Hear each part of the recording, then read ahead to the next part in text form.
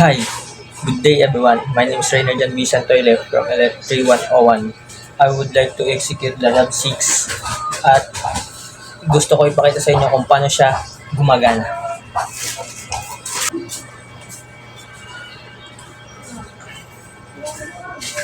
First, gagawa tayo ng isang diagram na kung saan nandito ang normally open contacts, which is start, input na may address na percent input 4.0. Okay. Then magpaparal tayo ng isa pang open contact, tapos isang close contact na may naka-label na stop. So parehas lang switch, ibig sabihin parehas input ang kanilang class. Percent input 4.1. Dito naman sa last ay yung coil. Dito i-level natin ang pump. Sorry na, pump. Then shake pump. Gagawin natin siyang output na may address na percent QX 0.3. Dahil yun ang address ng pump niya. So ba, address niya yung ng pump. Dito pa tayo ng isang RAM.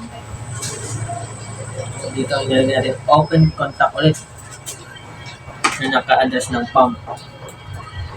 So dahil tatakbo siya ng 0.5 seconds, need natin siyang lagyan ng timer, which is lilibilan natin ng time or timer. Tapos papalitan natin ito ng ang tone.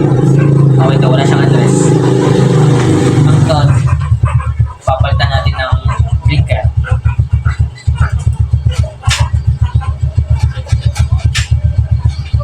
Ay, blink up.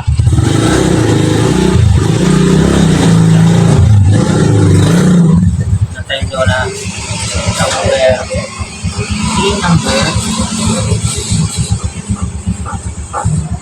number 0.5 seconds.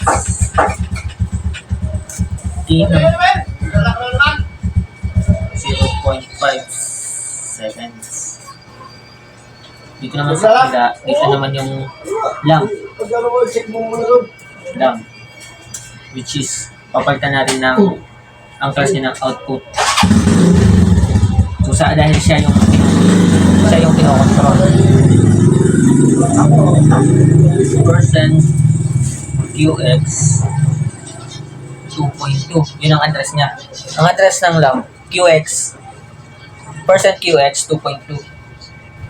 Okay. So need natin siyang tiran kung tama ba.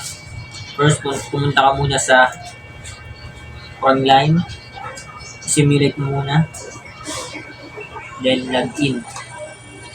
May mali. So kailangan natin palitan yung pangalan ng timer. Gawin natin blinker. Okay. Simulate na. Okay, nakasimulate na siya. Ilalagay na lang natin. Okay, goods. Second one is, gagawa tayo ng objective.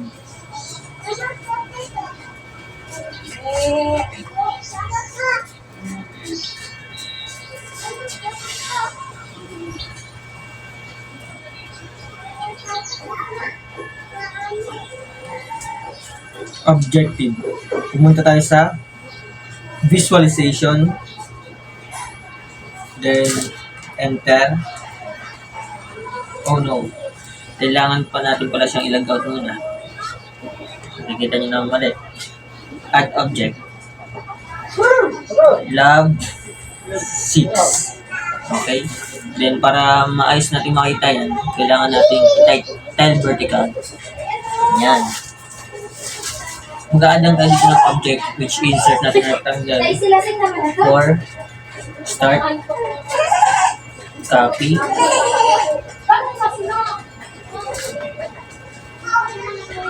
Mamaya natin lalagyan ng mga yan.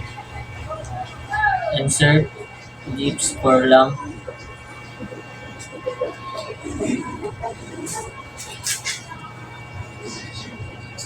For pump. Start. Punta tayo sa text. Content. Lagyan natin yung pangalan na start. Tapos sa college. Design natin ay puti. Tapos ang alarm color natin ay green. For go. Okay. Variables. PLC. Then program. Point. Dahil start yung gamit natin, start ang ating script. Copy lang natin to. Input. Top variable. Okay na yan. Sunod naman yung stop. Ganun lang din. Bali, stop. Papalitan natin colors dahil okay na yung inside niya, puti. Okay na yan. Papalitan natin yung alarm color para maiba. Gagawin natin yung pula or red. Yan. Tapos, papunta tayo sa variables at palitan natin ng change color. Which is, dahil stop yung gamit natin dito, papalitan natin ito ng stop. Copy lang ulit to. Dahil ililipat natin ito sa input. Click lang top variable. Paste.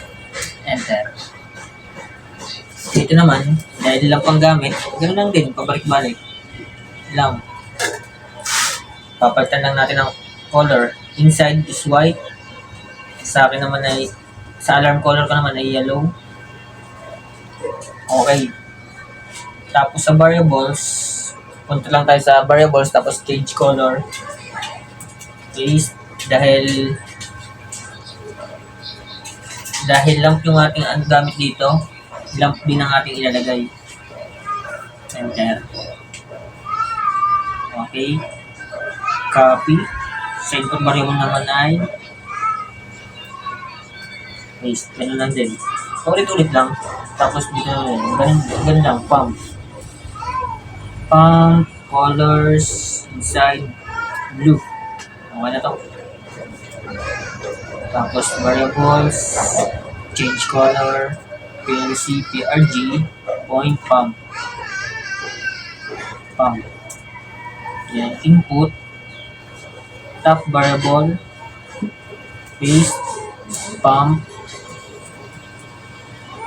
Yan. At dahil natapos na natin yung program, yung pag-insert ng mga components, ating ilalagin. Login. Start. Run. Start. Okay na. Purpose nyo, magbiblink po siya. Ganito po. Yan.